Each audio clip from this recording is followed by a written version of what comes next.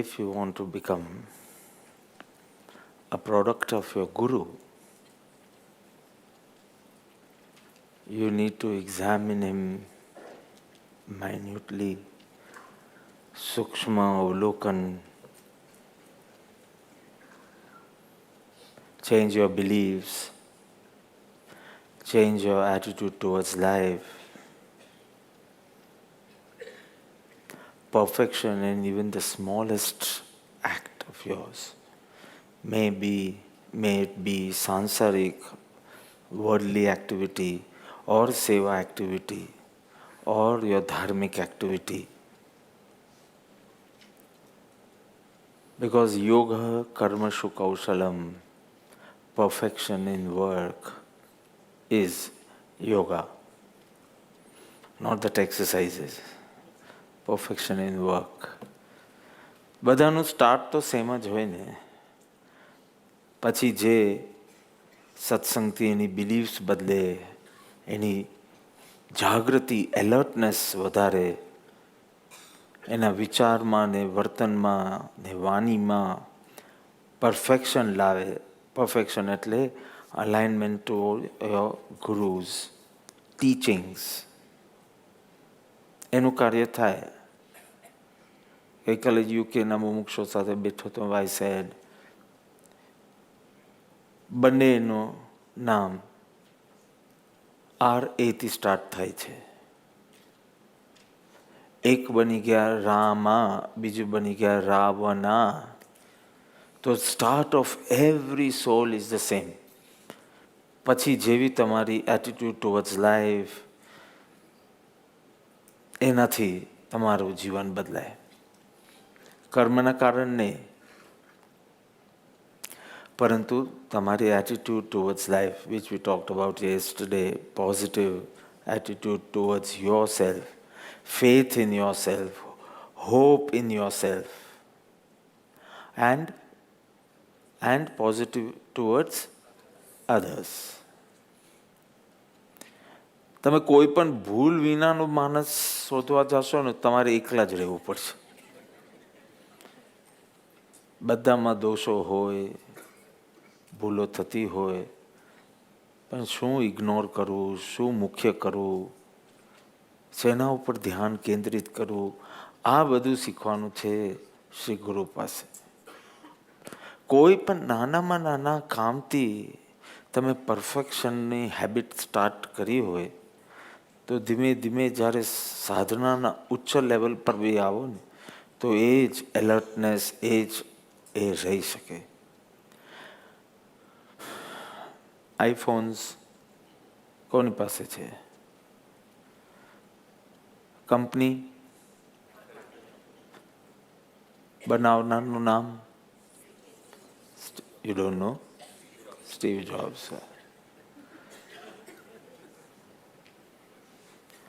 સો એમને એ આટલા ફેમસ ના થઈ ગયા સેમસંગ કરતાં પણ. સ્ટીવ જોબ્સની નાનામાં નાની વાતમાં એને કેટલો પરફેક્શનનો આગ્રહ હતો. સો એ લોન્ચ થવાનું હતું આઈફોન પહેલી વાર, when it was going to gate લોન્ચ્ડ. 2 મહિના બાકી હતા. 2 months were left. So that fellow said, I want to try it out.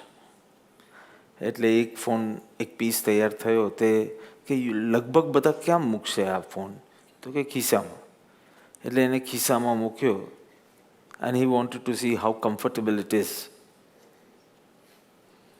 હવે ફોન, માત્ર ફોન તો પોકેટમાં નહીં રહે. એની સાથે તમારી ગાડીની ચાવીઓ, ઘરની ચાવીઓ, બીજી કેટલી બધી ચીજ તમારી ખિસ્સામાં હોય ને. ખિસ્સામાં ખાના તો હોય નહીં કે અહીંયા ફોન રહે ને અહીંયા ચાવીઓ રહે ને અહીંયા પૈસા રહે કે વગેરે, વોલેટ રહે. 2 મહિના બાકી હતા. Only 2 months were left. So he experimented this for 1 month and he realized કે એનું જે ટચ સ્ક્રીન હોય ને, એ પ્લાસ્ટિકનું ડિઝાઇન કર્યું હતું. સ્પેશિયલ પ્લાસ્ટિક, પણ પ્લાસ્ટિકનું. પણ એમાં ચાવીઓને બધાના કારણે એટલા બધા સ્ક્રેચીસ પડી ગયા હતા. તો કે આ પ્રોડક્ટ લોન્ચ થશે અને મહિનામાં જ બધાના ફોનો આવા બગડી જશે, સ્ક્રેચીસવાળા. So it wouldn't be good. ખાસી પબ્લિસિટી બી થઈ ગયેલી. And he said, let's change it from plastic to glass. The touch screen should not be of plastic, but of glass.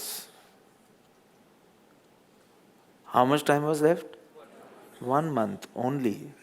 હવે 1 month and already 1 million pieces no order તો આવી ગયો હતો.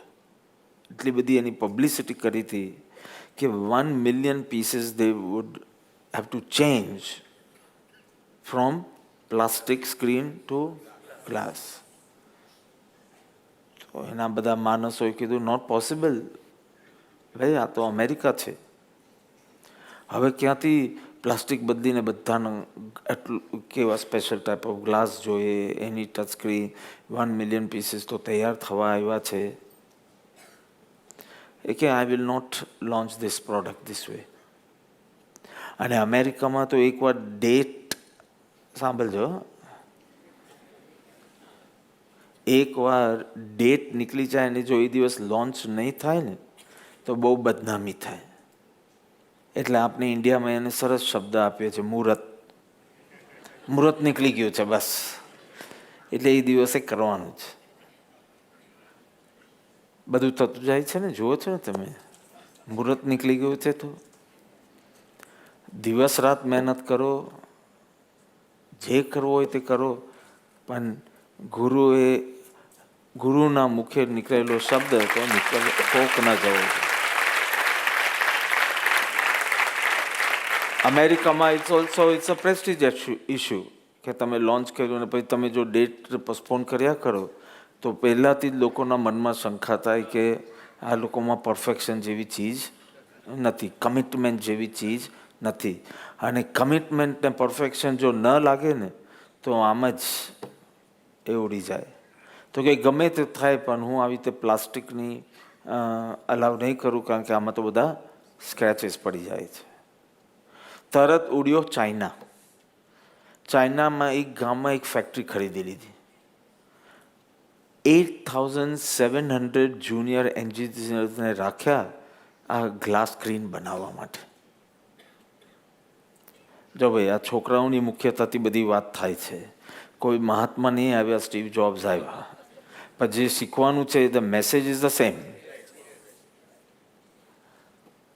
શું થયું? 8,700 જુનિયર એન્જિનિયર્સને એમ્પ્લોય કર્યા અને કે ગમે તેમ કરીને આ બનાવી દો. 15 દિવસમાં 1 million પીસીસ વર રેડી. વ્હાઇટ કલર માટે use to take hours and hours to choose. આ ઓફ વ્હાઇટ છે, આ આર્ટિક વ્હાઇટ છે, આ સ્નો વ્હાઇટ છે, મને એક્ઝેક્ટ વ્હાઇટનો આવો જ શેડ જોઈએ. તમારી ભાષામાં જેને કહેવાય ચિકાસ. ગ્રેટ પર્સનાલિટીઝની વ્યાખ્યા પરફેક્શન. અને 1 મહિના પછી જે લોન્ચ હતો, એટલે હવે તો 15 દિવસ બાકી રહ્યા, બરાબર એ દિવસે લોન્ચ થયા. અને 4 વર્ષની અંદર they sold 200 million pieces. 200 million pieces. છેલ્લા 15 દિવસમાં પણ પરફેક્શનનું જો ખામી લાગે તો એ કેટલી બધી પરફેક્શનનો આગ્રહ, પરફેક્શનની હેબિટ. નાના નાના કામમાં જે કોઈ check, recheck, double check, cross check કરવાનું પણ ના હોય. શું? Check, recheck, cross check, double check બી ન કરવાનું હોય, કોઈ એને એક્ઝામિન બી ન કરવાનું હોય, તો પણ મને પરફેક્શન જોઈએ છે. એટલે હું અડધું કામ કરીને બીજું નહીં કરું, હું બરાબર એક કામ પરફેક્ટ કરીને કરીશ. આ પરફેક્શનની તમારી વૃત્તિ હોવી જોઈએ. અરે આ તો ચેક કરવાનો છે, લાવ પરફેક્ટ કરીને આપીએ. એ તો પરફેક્શનનો આગ્રહ નથી, ઈગો બચાવવાનો આગ્રહ છે. પણ તમે કાંઈ પણ કરો, તમારે ખાલી આમ કપડાં બરાબર પહેરવાનો, એ બી પરફેક્શન રાખો તો તમારું ધ્યાન બી પરફેક્ટ થશે, તમારું આ બી બધી ચીજ પરફેક્ટ થશે. કારણ કે પરફેક્શન હવે તમારી એટીટ્યુડ ઓફ લાઈફ બની ગઈ ટુવર્ડ્સ લાઈફ. નાની નાની ચૂક પણ કેટલી વખત મોટું ડિઝાસ્ટર ક્રિએટ કરી શકે, નાની નાની ચૂક કોઈ વાર. So when we had gone to Houston, આમ તો 7-8 વખત જવાનું થયું છે, પણ 2011 કે 12માં આપણે બધું એનું સ્પેસનું જે આખું નાસાનું છે એ કેન્દ્ર જોવા ગયા હતા, જ્યાં બધા રોકેટ્સ અને સ્પેસ શટલ્સ બધા બને છે. પછી એનું લોન્ચ તો જુદી જુદી લગભગ ફ્લોરિડામાંથી કે જુદી જુદી જગ્યાથી થાય, પણ સ્પેસ શટલ્સ બધા બનાવે. નાના નાના કરતાં અમે ગયા 104 ડિગ્રી ફેરનહાઇટમાં, અને મને બિલકુલ રસ નહીં. પણ એક વાત સરસ સાંભળવા મળી ત્યાં કે 1986માં પહેલાં બધા રોકેટ્સ બનાવ્યા, પછી એનો ચેન્જ કરતાં કરતાં એડવાન્સ થતું ગયું ને સ્પેસ શિપ્સ બનાવી સ્પેસ. અને 1986માં એક space ship they launched called Challenger. Do you recollect? Anybody knows about it? Yes. Am I right? Because હું બહુ, મને આ ચીજમાં રસ નથી, એટલે કોઈ વાર મારા ડેટ્સ ને ફિગર્સમાં કોઈ વાર 85નું 86 હોય તો એ બહુ મેસેજ લઈ લેજો. જેમાં મને રસ હોય એમાં તો બિલકુલ ભૂલ નહીં મળે, પણ આમાં મને રસ નહોતો તો બી જેટલું ગ્રહણ થયું છે એના આધારે કહું છું. સો 1986માં ખાલી એક વ્યક્તિને જ ખબર છે, કોઈ અમેરિકાવાળાને બી ખબર નથી.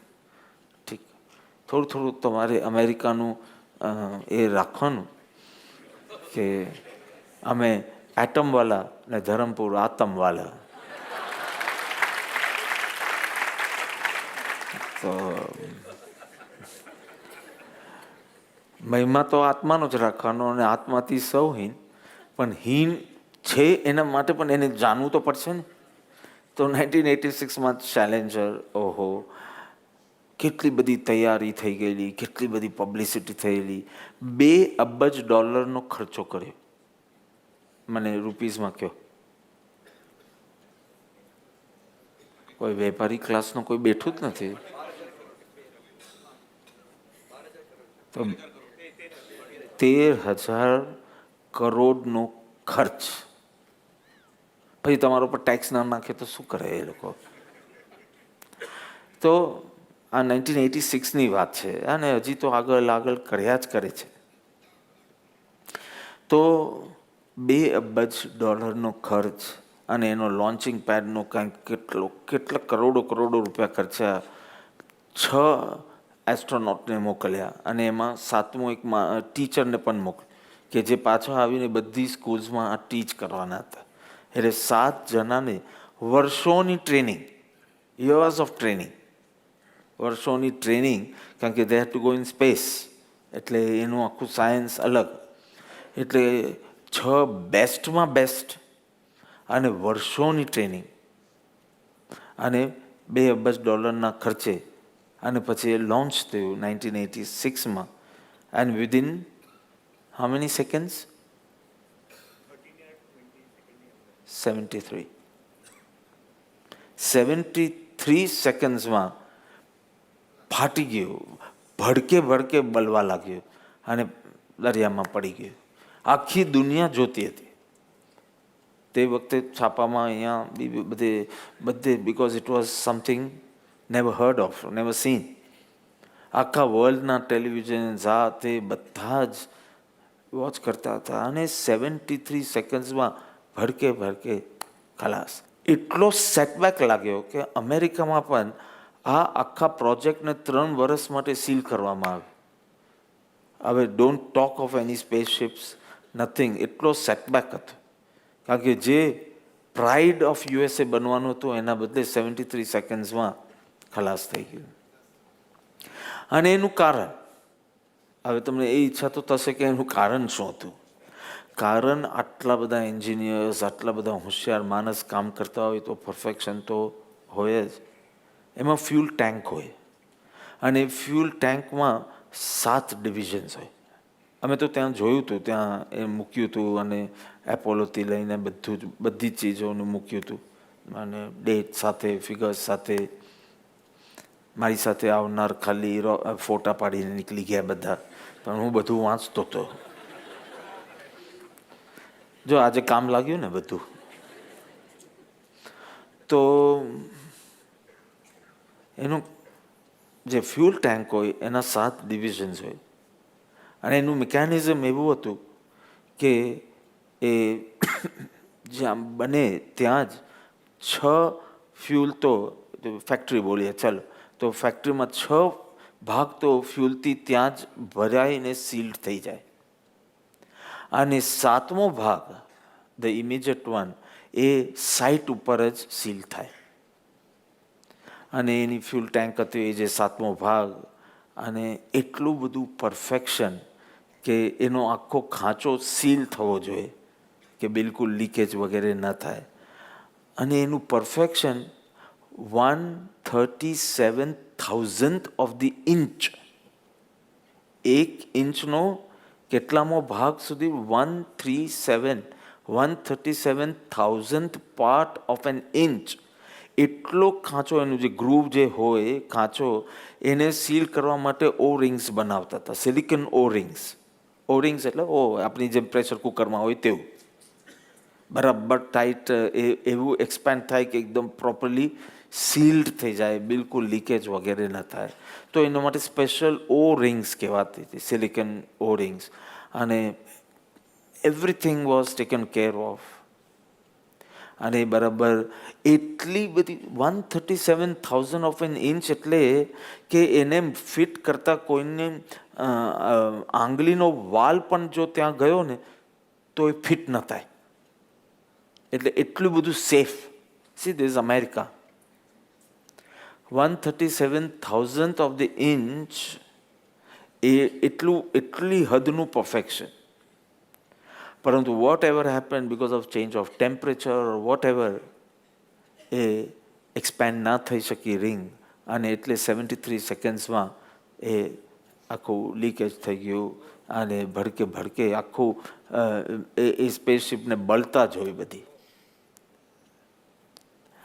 સો નાની ચૂક, કહેવાય સાવ નાની ચૂક, આખું બરાબર સ્પેસક્રાફ્ટ બનાવ્યું હોય પણ સાવ નાની ચૂક can create a big disaster.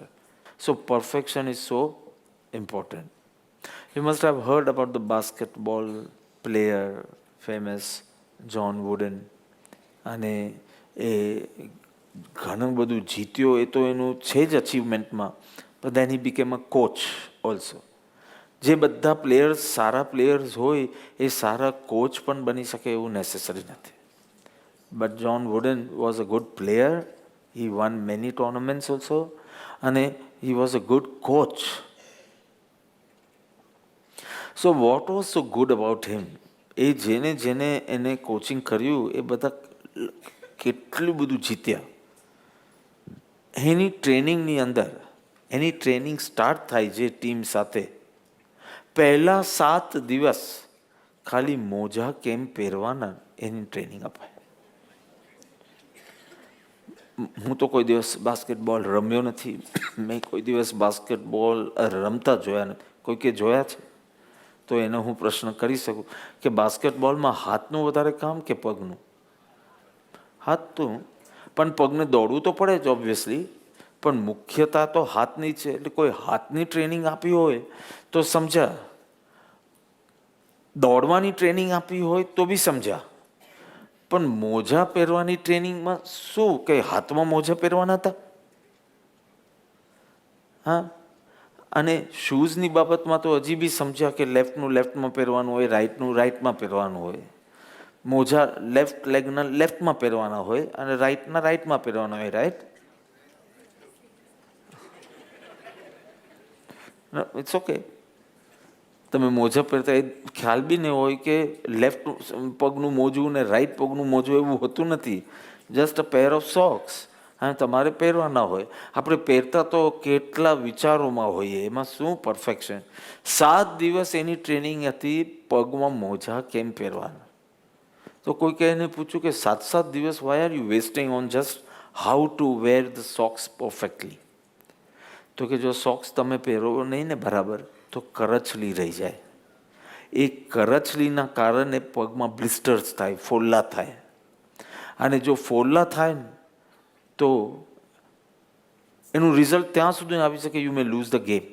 કારણ કે તમારું ઘડી તમારું ધ્યાન ત્યાં જાય. તમે કોઈ તમને દંગતા હોય, શૂઝ દંગતા હોય તેની વાત કરું છું હું, સોક્સની તો હજી વાત નથી કરું. શૂઝ બી દંગતા હોય ને, કોઈ બી કામ કરતાં કરતાં તમારું ધ્યાન ત્યાં જાય. તો સોક્સમાં પણ એમ કે જો કરચલી જો રહી જાય તો એ નડે, એ મનનું અવધાન બગાડે. નાની નાની ચીજનું પરફેક્શન. પેલા બાસ્કેટબોલ પ્લેયર એ 7 દિવસ ખાલી મોજા પહેરવાની ટ્રેનિંગ આપે છે, કારણ કે કોઈ વાર કરચલી જેવું નાની ચૂક એનું અવધાન તોડે અને એ ગેમ લૂઝ કરે એ શક્યતા છે. આ બધું આપણે આ મહાપુરુષ પાસેથી શીખ્યા કે નાની નાની વાતમાં પરફેક્શન. નિવૃત્તિ ક્ષેત્ર જતા તારે વાલ નહોતા ઓલતા અને દાઢી વધી જાય, મૂછ વધી જાય, બધું હજામ. નિવૃત્તિમાંથી પાછું મુંબઈ ક્ષેત્રે કર્મભૂમિમાં આવવાનું હોય તો પરફેક્શન જુઓ તો તમે 1-2 વાલ પણ ના દેખાય.